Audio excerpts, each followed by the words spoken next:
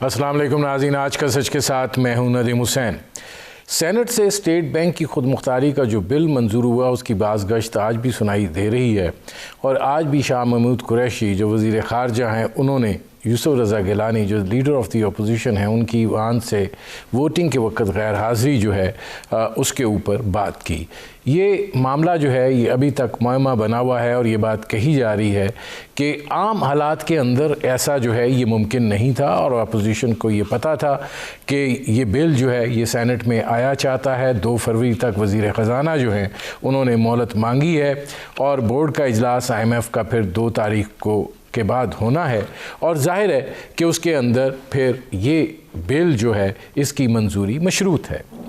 ऐसी सूरत हाल में leader of the opposition जो है उनका मौजूद ना होना जो है वो एक सवालिया निशान अपनी जगह पर तो है, लेकिन ये बात कही जाती है कि असम्बली के अंदर जो भी इस नौइयत के बिल आते हैं जहाँ पर हुकूमत को ये पता हो कि उसको एक मुज़ाहिमत का सामना है तो फिर अपोजिशन ये कहती हुई दिखाई देती है कि टेलीफोन कॉल्स जो हैं वो इस मसले को हल कर देती हैं और बिल जो है वो मंजूर हो जाता है। सेनेट के अंदर ये मामला जो है ज़ाहिर है कि अपोजिशन बड़ी मामूली सी अक्सरियत रखती है, लेकिन रखती है और अगर चाहती तो इस बिल को वहाँ पर रोक भी सकती थी। लेकिन इससे पहले वज़ीर दाखिला शेख रशीद का बयान कि बिल मंजूर हो जाएगा और फिर हुकूमत का ये एतमाद कि बिल मंजूर हो जाएगा और फिर leader of the opposition Yusuf Raza Gilani और कुछ और सैनेटर्स का वहाँ से गैर हाज़िर होना जो है वो इस बात को ज़ाहिर करता है कि अगर ये बिल जो है ये कौमी सलामती से मुतसादिम है और ये एक गैर मुल्की इदारे को पाकिस्तान के ऊपर फौकियत देता है तो फिर क्या इसकी कंपोजिट रिस्पॉन्सिबिलिटी ली जाए और इस्टेब्लिशमेंट जो है वो भी उतनी ही ज़िम्मेदार है जितनी कि सिविलियन हुकूमत है। और क्या ये समझा गया है कि ये बिल जो है ये बुनियादी तौर पर पाकिस्तान के लिए ख़तरनाक नहीं है और क्योंकि IMF हमेशा से ये तकाज़ा करती आ रही है कि स्टेट बैंक को खुद मुख्तारी दी जाए तो ये अमल जो है ये पाकिस्तान की जो माशी खुद मुख्तारी है जो कि बुनियादी महवर है पाकिस्तान की कौमी सलामती पॉलिसी का भी उससे मुतसादिम नहीं है। और क्या ये बात जो कही जा रही है कि इसके दांत निकाल लिए गए हैं और अब ये एक नॉर्मल सा बिल है और इसके असरात जो हैं वो उस तरीके से नहीं पड़ेंगे।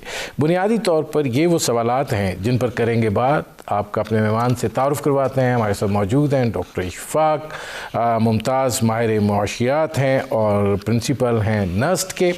डॉक्टर साहब, पहला सवाल तो मेरा यही है कि अगर ये मुतसादिम नहीं है पाकिस्तान के मफादात से तो फिर ये बात जो कही जाती है मंजूर हो जाएगा, करवाने वाले करवा देंगे और ये मामला जो है ये इस तरीके से लिया जाएगा, तो क्या ये जो तासुर उभारा जा रहा है कि इस्टेब्लिशमेंट भी की हमायत भी इस बिल के पीछे मौजूद थी जिसकी वजह से ये सेनेट से जो है इसकी मंजूरी हुई? देखिए, मैं जो जितनी इत्तला मुझे है और उस इत्तला के बुनियाद पे मैं ये बिल्कुल यकीन से कह सकता हूँ कि इसके पास होने में इस्टेब्लिशमेंट का कोई रोल नहीं था, क्योंकि मुझे इतना ज़रूर पता है कि इस्टेब्लिशमेंट भी कोशिश कर रही थी कि ये चीज़ें ना हों, लेकिन फिर भी हो गई हैं। तो इसलिए दूसरी चीज़ यह है कि जितनी मेरी नॉलेज है। डॉक्टर साहब, आप ये बड़ी अहम बात कर रहे हैं कि इस्टेब्लिशमेंट कोशिश कर रही थी कि ये चीज़ें ना हो, ये हुकूमती तासुर के बरक्स बात है। मैं यही कह रहा हूँ कि दूसरी चीज़ ये है कि ये जो एक परसेप्शन सा डेवलप हो गया है मीडिया में कि अगर किसी MNA को या सेनेटर हजरात को छींक भी आ जाए तो उसके पीछे कोई इस्टेब्लिशमेंट होती है, ये तासुर बहुत अनरियलिस्टिक है। ये इतना ज़्यादा इसको एग्जाजरेट किया गया है। जितनी मेरी अंडरस्टैंडिंग है, नॉलेज है, मैं जो देखता हूँ, मेरा ख्याल में इस वक्त जो है बिल्कुल इस्टेब्लिशमेंट का कोई अमल दखल पाकिस्तान की सियासत पे नहीं है।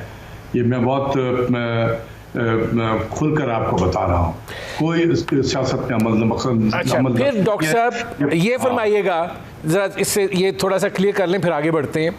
ये फरमाएं कि यूसुफ रज़ा गिलानी साहब फिर गैर हाज़िर हुए तो ये बात कही गई कि किसी इशारे के तहत हुए होंगे। ये इशारा क्या सरहद पार इशारा दे रहे थे वो?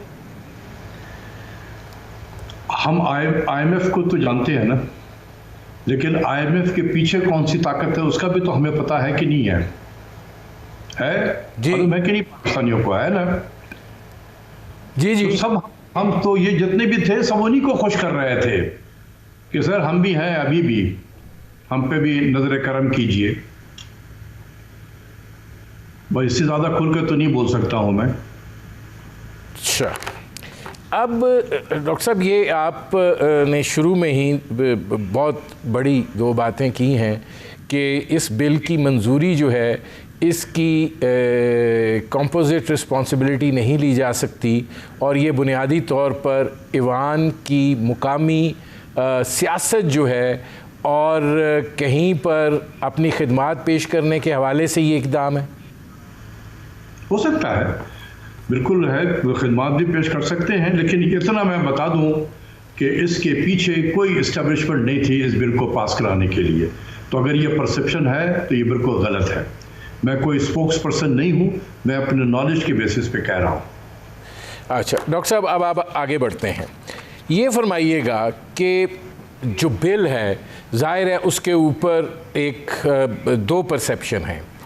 आपके नज़दीक अगर मैं आपसे पूछूं कि वो बुनियादी 3 नुकात कौन से हैं जिसकी बुनियाद पर आप ये बात कह सकें कि ये पाकिस्तान के मफादात से टकराव का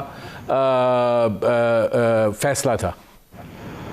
मैं 3 तो नहीं कहूँगा बल्कि 7 कहूँगा।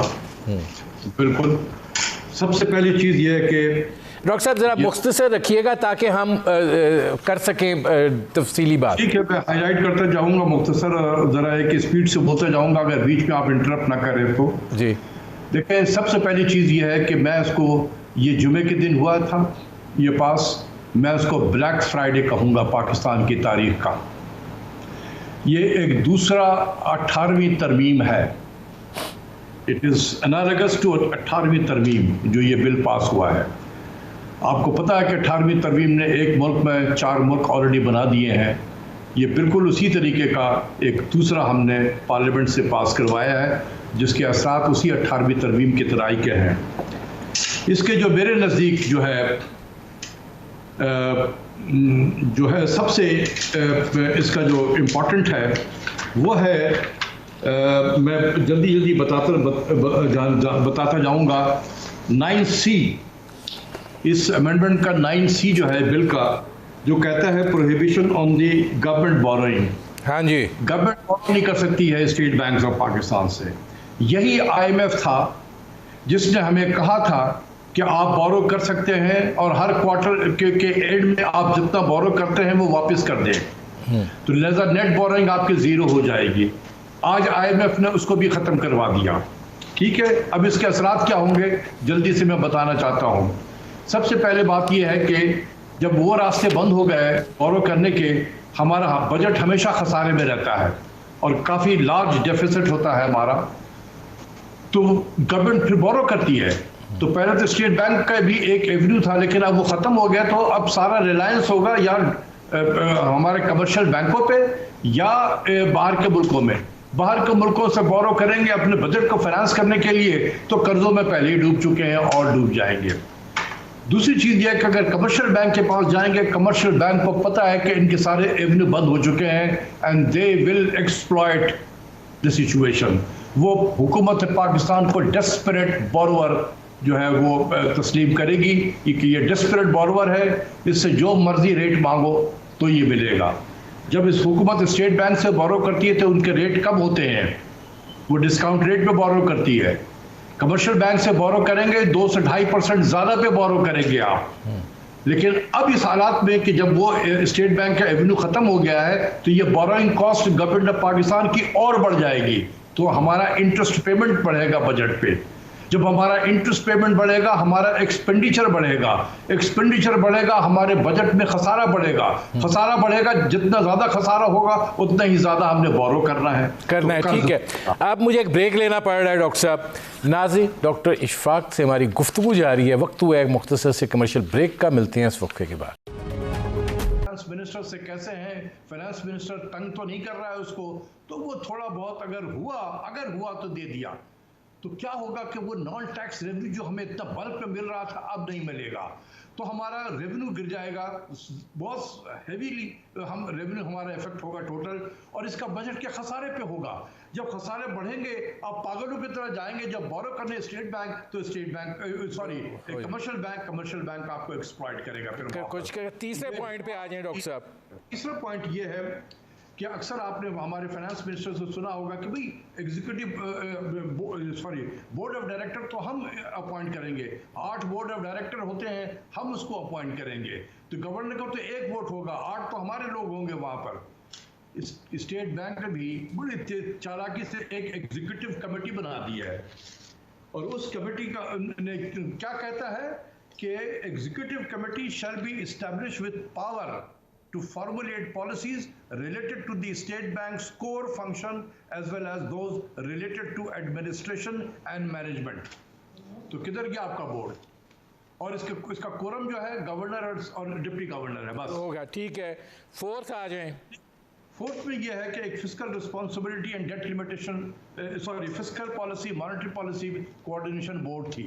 एक इंस्टीट्यूशनल इदारा था जिसमें ministry of finance, planning commission, commerce ministry और स्टेट बैंक हर क्वार्टर में मिलते थे, बैठते थे, बातचीत करते थे, इकोनॉमी को देखते थे और फिर फैसला करते थे। तो एक कंसल्टेशन से काम चलता था। आज उसको ख़त्म कर दिया गया है और उसको कहा गया है कि बस एक जो है इनफॉर्मल सा जो है वो एक ताल्लुकात होंगे गवर्नर और फाइनेंस मिनिस्टर में, टेलीफोन पे बात कर लें, इधर उधर से बात कर लें, तो बस इसी तरीके से काम चलेगा। तो जो एक इंस्टीट्यूशनल बॉडी थी उसको खत्म कर दिया गया। मेरे पांचवा आ जाएं सर, पांचवा आ जाएं। पांचवा जो है इसमें अक्सर कहा जाता है कि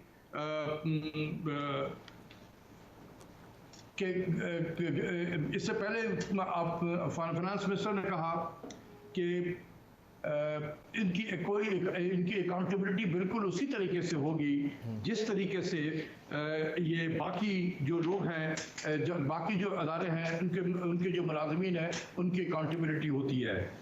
यहाँ पर कहा गया है ये कि कोई आप जो है उनके खिलाफ किसी किस्म का जो है आप वो नहीं कर सकते, उनके खिलाफ कोई आप चार्ज नहीं लगा सकते, किसी फोरम में इसको नहीं ले जा सकते, ना उनको अदालत में लेके जा सकते हैं, किसी जगह पे नहीं लेके जा सकते हैं आप।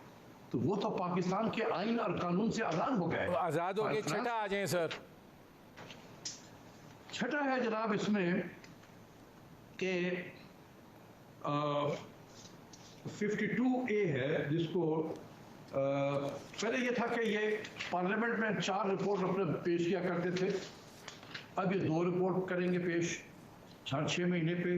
दूसरा ये है कि अगर पार्लियामेंट बुलाएगी तो कोई एक सीनियर सा अफसर आ जाएगा स्टेट बैंक का, गवर्नर स्टेट बैंक पार्लियामेंट के सामने हाजिर नहीं होगा। So governor state bank is supreme then the parliament. वो पार्लियामेंट के सामने प्राइम मिनिस्टर तो आ सकता है लेकिन गवर्नर स्टेट बैंक नहीं आ सकता है। इसी तरीके से अकाउंटेबिलिटी का मैंने आपको बता दिया। 7वां सर, 7th पॉइंट, फिर आगे बढ़े हम। 7th ये है कि मेरे ख्याल में मेरे काफ़ी हो गया है, और भी आप रहने दें उसमें, लेकिन मैं आपको अच्छा अब ये फरमाएं कि ये चीज़ें तो जो हैं ये अपनी एक मिनट जी एक मिनट मैं कायद आज़म के स्पीच का 2 लफ्ज़ सुनाना चाहता हूँ आपको जी। ये जुलाई 1, 1948 में कायद आज़म ने स्टेट बैंक का जब इफ्तिताह किया तो उसके इफ्तिताह में जो तकरीर की थी उनकी opening statement, the opening of the state bank of Pakistan symbolizes the sovereignty of our state in the financial sphere। हमने कायद-ए-आज़म के इस कॉल को दफन कर दिया।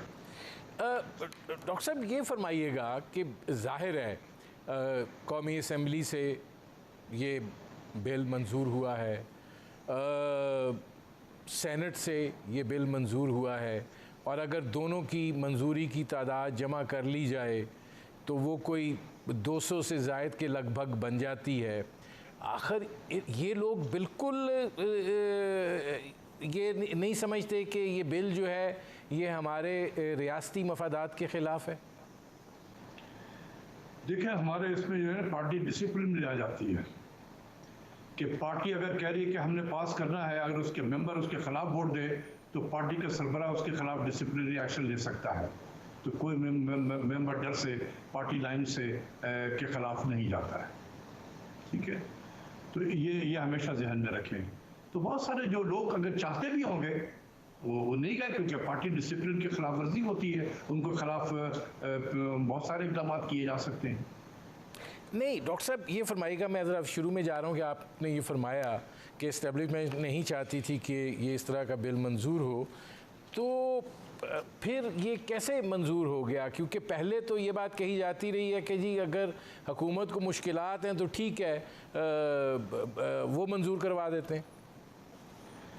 देखें, अगर इस्टेब्लिशमेंट इसके पीछे होती, ये मेरा अपना व्यू है, किसी का वो नहीं कह रहा हूँ, अगर इस्टेब्लिशमेंट पीछे होती तो ये रिजल्ट इस तरीके से होता 43-42 का, के बीच में सेनेट के चेयरमैन को अपना वोट कास्ट करना पड़ता। कभी पाकिस्तान की तारीख में ऐसा हुआ? अगर ये बिल को पास कराना होता, अगर इसके पीछे इस्टेब्लिशमेंट होती जैसा आप कह रहे हैं या और लोग कहते हैं, तो ये तो रिजल्ट बड़ा आराम से कुछ हो जाता। देखिए ना, अक्सर कहते हैं कि लोग कहते हैं कि जी वो तो ही उठा के ले आते हैं, उठा के उधर बैठा देते हैं। अगर ऐसा होता तो बहुत सारे आप उन लोगों को देखें, उन पार्टीज के देखें जिनके नुमाइंदे जो एब्सेंट रहे हैं, अगर पास कराना होता तो उसको उठा के लाके उनसे नहीं कहते कि वोट दो उसको यार। तो ऐसा ये जो है परसेप्शन बहुत ज़्यादा ये अच्छी चीज़ नहीं है कि हर चीज़ के पीछे इस्टेब्लिशमेंट है। ये मतलब ये है कि ठीक है, सोशल मीडिया पे एक वॉर है, मीडिया वॉर जो लड़ी जा रही होती है। हम सबको पता है कि इंफॉर्मेशन वॉर जो है एक हाइब्रिड वॉर का हिस्सा है। तो हमारे लोगों को जहनों में इतना डाल दिया गया है कि अगर किसी वज़ीर को भी छींक आ जाए या MNA को, सेनेटर को छींक भी आ जाए तो उसके पीछे एस्टेब्लिशमेंट होती है। अच्छा, अब डॉक्टर साहब ये फरमाइएगा कि वज़ीर ख़जाना ये बात कह रहे थे कि इसका अब टीजिंग पहलू कोई नहीं रह गया हुआ, ये अब हमारे लिए दुनिया भर के स्टेट बैंक्स जो हैं उनको ख़ुद मुख्तारी और आज़ादी हासिल है और हमने सिर्फ इसको एक मरबूत और जामे किया है। देखिए, मैं बहुत इज़्ज़त और एहतराम के साथ मैं अपने फाइनेंस मिनिस्टर को कहना चाहता हूँ कि हमने यहाँ अपने नस्ट में ये स्टडी करी है अपने स्टूडेंट के साथ में।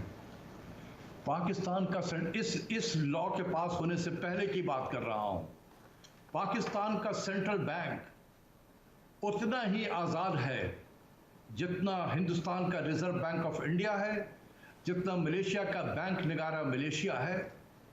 पाकिस्तान का central bank bank of Thailand से ज़्यादा आज़ाद है। पाकिस्तान का central bank bank of Argentina, bank of Chile, bank of Brazil से कहीं ज़्यादा आज़ाद है। हम किस चीज़ की बात आज़ादी चाह रहे हैं? हम क्या फेडरल रिजर्व सिस्टम जो अमेरिका का सेंट्रल बैंक है वो बनना चाहते हैं हम? यार हम बन जाएंगे उस तरह के भी बैंक, जब अल्लाह हमारी इकोनॉमी को भी अमेरिका की तरह इतनी बड़ी इकोनॉमी बना देगा, हम भी बन जाएंगे। या बैंक ऑफ जापान, या bank of Bundes bank of Germany, जब हमारी भी इकोनॉमी जर्मनी और जापान के बराबर हो जाएगी, हमारा स्टेट बैंक उसी तरीके से ऑटोनोमस होगा। लेकिन हम एक डेवलपिंग कंट्रीज हैं, हम अभी निकलने की कोशिश कर रहे हैं पैंडेमिक से, और वहाँ पर इस किस्म की आज़ादी दी गई है कि हमने स्टेट विद इन स्टेट बना दिया। अब मैंने भी देखा कि PMLN के भी और पीपल्स पार्टी के भी वज़रा जो तकरीर कर रहे थे, उनके सेनेटर तकरीर कर रहे थे, उन्होंने कहा कि जी हम बता देना चाहते हैं कि जब हमारी हुकूमत आएगी तो हम इसको जो है वो उसको चेंज कर देंगे। पहली बात यह है कि उन दोनों ही जो हुकूमतें, जो भी पार्टीज़ हैं, वो अभी भी अपोजिशन में है। अपोजिशन में रह के तो नहीं कर सकी, आने के बाद क्या करेंगे आप? दूसरी चीज़ ये 56B ब्रैकेट में 8 जो इसका हिस्सा है इस अमेंडमेंट का, क्या कहता है कि अगर फेडरल गवर्नमेंट स्टेट बैंक के एक्ट में तब्दीली लाना चाहती है जिससे स्टेट बैंक के वर्किंग को नुकसान पहुंचेगा, तो वो पहले हमसे कंसल्ट करेगी। क्या दे देगा स्टेट बैंक का गवर्नर इजाजत क्या हो मेरे हाथ और मैं डॉक्टर साहब मुझे एक ब्रेक लेना पड़ रहा है, ब्रेक पे बाद मैं आता हूँ और इस हवाले से एक सवाल भी है। नाज़रीन, डॉक्टर इशफाक से हमारी गुफ्तगू जारी है, वक्त हुआ है मुख्तसर से कमर्शियल ब्रेक का, मिलते हैं इस वक्फे के बाद।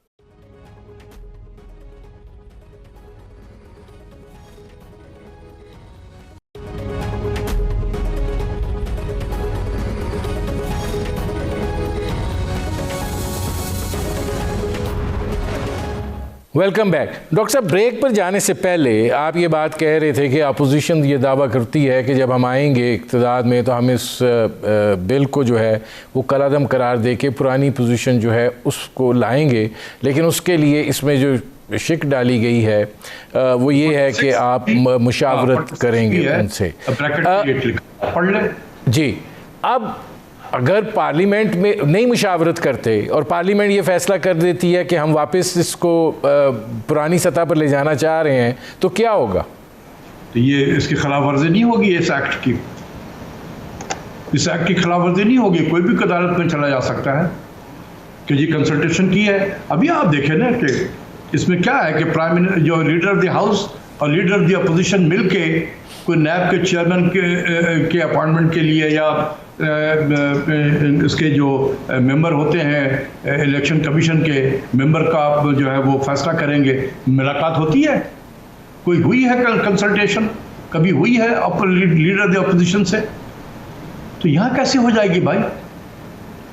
एक चीज मैं आपको बता दूं, this level of autonomy with existing governor, this is a lethal combination, this is a lethal combination. इस मुल्क के लिए नुकसान होगा, इस हुकूमत के लिए तो नुकसान होगा, वो तो होगा। डॉक्टर साहब, अगर आप नुकसान की बात करते हैं तो क्या नुकसान होगा? अगर वो कहते हैं अपना माली खसारा कम करो तो ठीक है, माली खसारा कम कीजिए, स्टेट बैंक से कर्जा नहीं लेना। आप लेते थे 3 महीने के बाद, वज़ीर ख़जाना भी कह रहे थे कि भाई आपने 3 महीने के बाद तो स्क्वायर वन करना ही होता है, तो आप मत करो। तो हमने कर्जा लिया भी नहीं है, तो ये जो सिचुएशन है, क्या नुकसान क्या है? 2 बातें यहाँ पर मैं करूँगा। फ़र्ज़ कर लें कि कल को कोई इमरजेंसी हो जाती है मुल्क में और आपको खर्चात के लिए पैसे चाहिए होंगे, तो आप जाएंगे अपने सेंट्रल बैंक से, सेंट्रल बैंक कहेगा हम तो नहीं देते आपको। क्या होगा उस वक्त मुल्क में? अल्लाह ना करे कि हमारे जंग छिड़ जाए हमारे आसपास के मुल्कों में। हम क्या कर सकते हैं उस वक्त? जाएंगे, देगा स्टेट बैंक उस वक्त? हमें तो उसको पैरों में गिरना पड़ेगा कि वो रूल को वायलेशन करेगा। नंबर 1। दूसरी चीज़ ये है कि मैं इतना जज्बाती हो गया हूँ कि मैं वो दूसरी बात, आपके सवाल को दोबारा दोहरा दें ज़रा सा। मैंने नुकसानात क्या होंगे? मतलब जाहिर है बैंक बोरिंग आप ना करें, माली खसारा ही आपका कम होगा ना। फिर बिल्कुल ठीक है। देखें, इससे पहले ये कहा जाता था कि पाकिस्तान की जो मॉनेटरी पॉलिसी है वो एक फिस्कल पॉलिसी के मातहत हो गई है। आज बिल्कुल रिवर्स हो गया है। मिसाल के तौर पे IMF ये कहता है कि आप अपने टैक्स को और ब्रॉडन करें, नेट को ब्रॉडन करें, 300 बिलियन का और टैक्स लगाएं। ठीक है, जो आपको पता है कि जो भी हुकूमत वक्त होगी, टैक्स लगाते वक्त सबसे ज़्यादा मुखालफत उसी हुकूमत की होती है क्योंकि वो जेब से पैसा निकाल रहा होता है। अगर वो मुखालफत मोल भी ले तो स्टेट बैंक के पास तो एक छोटी सी 2 नफलों की मार है कि इनकी तमाम एफर्ट को ज़ाया कर दे। वो 1 से 1.5% डिस्काउंट रेट बढ़ा देगा। बस 1% डिस्काउंट रेट के बढ़ने से आपका इंटरेस्ट पेमेंट जो बजट पे जिसका इम्पैक्ट होता है वो 200 बिलियन बढ़ता है। तो 300 बिलियन का आप टैक्स लगाकर इतनी बदनामी मोल लें मुल्क के अंदर में, और स्टेट बैंक का गवर्नर मॉनेटरी पॉलिसी के स्टेटमेंट में जब जारी कर रहा होता है 1.5% डिस्काउंट रेट बढ़ा देगा। खत्म हो गया। अच्छा डॉक्टर साहब, अब मेरे पास चूँकि वक्त बड़ा महदूद रह गया है, एक सवाल और भी है जो इससे हट के है लेकिन बात करना ज़रूरी है, और वो ये है कि अफराते ज़र जो है वो अब तकरीबन 13% हो गया है। तो ये जो स्टेट बैंक वाला मामला है, तो फिर अब मॉनेटरी पॉलिसी में आप क्या देखते हैं? मॉनेटरी पॉलिसी पे क्या मैं देखता हूँ, जो उसकी मर्जी आएगी करेगा गवर्नर। मैं क्या कह सकता हूँ? नहीं, अब इधर अफरात ज़र तकरीबन 13% तो हो गया है ना। देखिए ये प्रेडिक्टेबल था। पिछले दिनों गालिबन 6 जून था, प्राइम मिनिस्टर के पास हमारी मीटिंग थी, मैक्रो इकोनॉमिक एडवाइजरी ग्रुप की मीटिंग। अगर कोई जो मेंबर हजरात हैं हमारे ग्रुप के, वो आपका प्रोग्राम देख रहे हो या प्राइम मिनिस्टर देख रहे हो, तो उनको मैं याद दिलाना चाहता हूँ कि मैंने यही कहा था कि प्राइम मिनिस्टर साहब, यहाँ दिसंबर में 12.3% है, मेरी कैलकुलेशन के मुताबिक ये 13 होगा जनवरी में, और एग्जैक्टली 13 हुआ। तो ये तो एंटीसिपेटेड था, क्योंकि हमें ये पता था कि तेल की कीमतें जो है वो बढ़ेंगी। जब बढ़ेंगे तो ये हो जाएगा, क्योंकि उस वक्त गवर्नमेंट ने, अगर आपको याद हो, कि कम किया था 4 या 5 रुपए पेट्रोल की कीमत, तो जिसकी वजह से वो 12.3 दिसंबर में रहा, वो उसी महीने में 13% हो जाता। लेकिन उसके बाद फिर हमने जो कीमतें बढ़ाई हैं, जिसके ये नंबर आए हैं। अब मजीद अगर हमने तेल की कीमतें बढ़ानी है तो फिर हो जाएंगे, क्योंकि ये जो 13% इन्फ्लेशन है ना, ये चंद आइटम की वजह से बढ़ा हुआ है। इसमें हमारी इलेक्ट्रिसिटी की कीमतें हैं कुछ 56% बढ़ी हुई है, ठीक है। इसी तरीके से गैस की कीमतें बढ़ी हुई हैं, पेट्रोल की कीमत बढ़ी हुई है 40% के करीब।